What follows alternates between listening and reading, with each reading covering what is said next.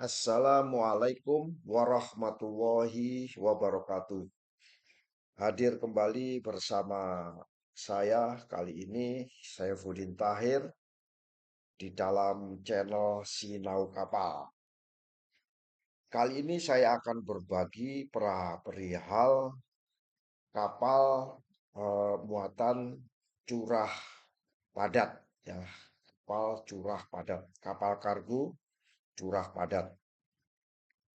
Nah, lebih spesifik lagi, saya akan berbagi mengenai bagaimana kita itu kapal-kapal itu dapat mencegah, ya, konstruksi kapal atau struktur bagian dalam kapal, bagian dasar, samping dan sekitarnya eh, itu dari adanya tekanan yang berlebih, ya, tekanan berat yang berlebih. Kawan-kawan semua, para pemilik kapal, para operator kapal, dan pihak-pihak yang terkait dengan pemuatan curah padat, katakan dalam bentuk batu bara atau nikel atau aspal, ya, itu curah padat itu biasanya eh, em, dikatakan sebagai kapal muatan curah padat. Dan itu kalau itu dalam bongkahannya mempunyai berat tertentu, maka kapal tersebut harus dimitigasi dengan cara memberikan barrier atau batasan, ya. Di dalam manajemen risiko, kapal diberi batasan. Sehingga semua kapal kargo, ya, semua kapal kargo itu dirancang, ya, dan dibangun untuk bisa menahan beban, katakan dicurah. Namanya curah kan dituangkan, bahasa Jawanya disokkan itu, ya. Maka kalau itu dibilang ada pada batasannya, misalnya per ton, ya. Tonnya kalau memang dia di dalam kubikasinya, 1 ton itu sekitar 1,39 kubik, ya. 1,39 meter kubik kalau nggak salah, atau 1,67 meter kubik. Nah, kalau ukurannya segitu, pasti diperkirakan 1 ton, ya. Pasti dari berbagai kapal kargo padat, muatan kargo padat itu berkisar antara 1,39 atau 1,67. Kalau kita lihat 1 tonnya itu sekitar sebegitu. Kalau kita mempunyai volume, kita ukur volumenya 1,39 sampai dengan 1,67 itu diperkirakan 1 ton, ya. Nah, kapal tersebut, muatan tersebut bila dicurahkan ke struktur bagian bawah kapal tidak mengalami perubahan atau deformasi, ya. Jadi kawan-kawan semua, hitungannya ton, ya. Cuman kalau curah padat kita bisa hitung lagi dalam bentuk volume sekitar 1,39 sampai dengan 1,67 meter kubik itu dipastikan 1 ton. Lebih dari volume itu, kalau kita bikin volumenya lebih dari itu, maka dipastikan lebih dari 1 ton, ya. Kawan-kawan semua, saat kita memuat kargo curah padat yang berdensitas tinggi, ya, mempunyai densitinya yang sangat tinggi, ya, kalau lebih dari kondisi seperti 1,39 sampai 1,67 tadi, itu pasti mempunyai densitas tinggi, ya. atau saat per tonnya lebih dari itu ya per tonnya, atau per meter kubiknya lebih dari sekian ton ya, itu berdensitas tinggi ya. Maka perhatian khusus kita harus diberikan pada bagaimana kita mendistribusikan muatan ya, mendistribusikan muatan ya. Jadi kita harus mendistribusikan muatan untuk menghindari apa? Untuk menghindari terpusat, beban terpusat atau tekanan berlebih di satu titik konstruksi kapal. Nah, dengan mempertimbangkan bahwa kondisi pemuatan itu selalu berbeda-beda mencurahkannya, ya kadang-kadang banyak sedikit berbeda-beda dari kondisi real di lapangan secara normal, bahwa distribusi kargo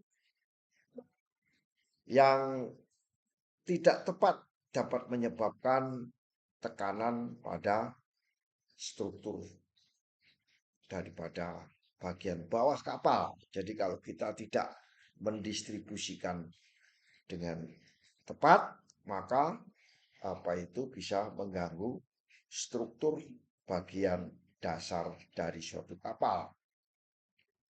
Bahkan bisa mempengaruhi pada konstruksi lambung kapal ya, konstruksi daripada lambung kapal. Jadi teknik pertama yang harus kita lakukan kalau kita mempunyai muatan curah densitasnya tinggi, kita harus membuat distribusi muatan yang rata ya, atau yang tersebar, distribusinya merata ya. Kawan-kawan semua, menetapkan aturan yang tepat untuk distribusi pemuatan yang tidak dapat dilakukan untuk semua kapal, misalnya ada pengaturan struktural itu bervariasi ya, bervariasi. Maka kita harus bisa menyikapi apa itu kevariasian daripada pemuatan. Informasi tentang distribusi kargo ya itu bisa dilihat atau diberikan dalam informasi stabilitas kapal, buku stabilitas kapal ya. Kita lihat di dalam buku stabilitas kapal. Jadi kita harus mengetahui loading manual, tata cara pemuatan kapal. Atau kita bisa menghitung dari komputer stabilitas yang ada di kapal yang dihitung dengan menggunakan komputer itu yang tersedia di kapal.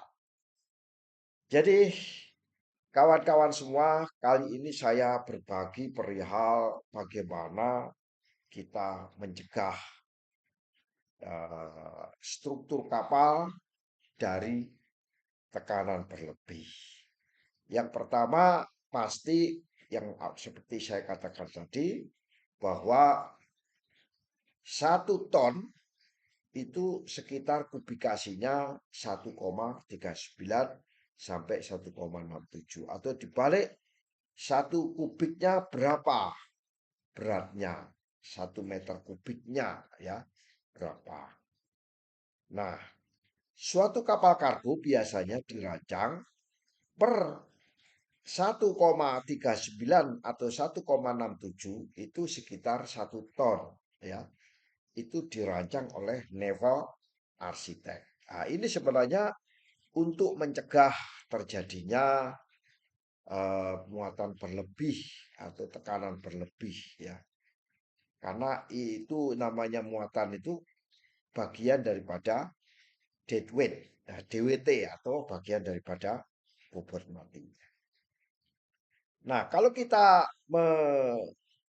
mengetahui bahwa muatan curah padat ini yang akan kita masukkan ke kapal itu mempunyai densitas tinggi, maka tentunya untuk menghindari tekanan berlebih, kita harus mempertimbangkan muatan, ya, dengan cara mendistribusikan kargo, ya. Kargo yang muatannya densitinya berat kita tempatkan di bagian bawah, ya. Ya. Kemudian tentunya bagian-bagian kapal itu tidak sama, apa itu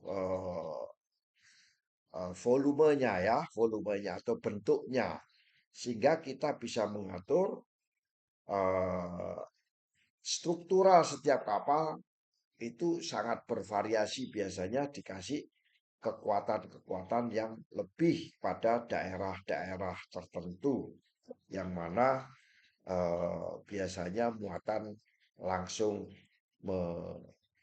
mengenai konstruksi tersebut, ya.